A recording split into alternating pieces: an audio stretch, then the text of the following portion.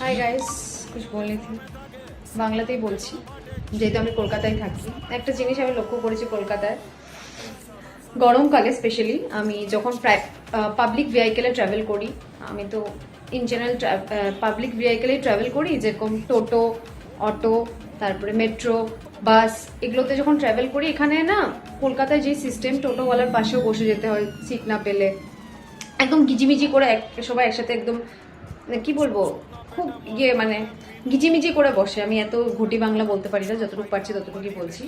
তো টোটোওয়ালারা মাঝে মাঝে শার্ট ধোয় না, আর এখন বৃষ্টির সিজন চলছে, ওই গন্ধ শার্ট পরি 20-25 দিন টোটোতে কাটিয়ে দেয়।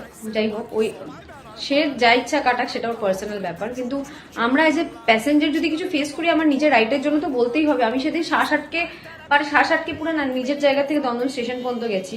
এতক্ষণ 30 মিনিট যদি আমি শ্বাস আটকে যাই, তাহলে আমি মারা যেতে পারি।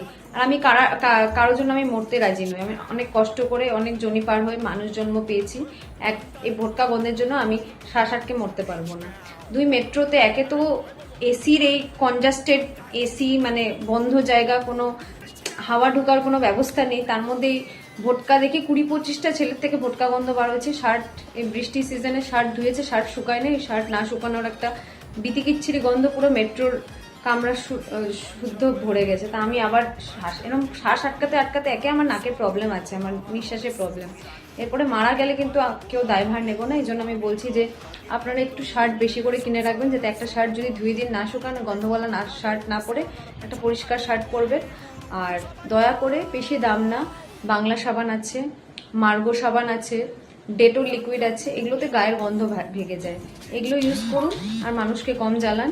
আর সবাই সুস্থ থাকবেন, ভালো থাকবেন। হ্যাপি রথযাত্রা। Bye everyone, টুডলস।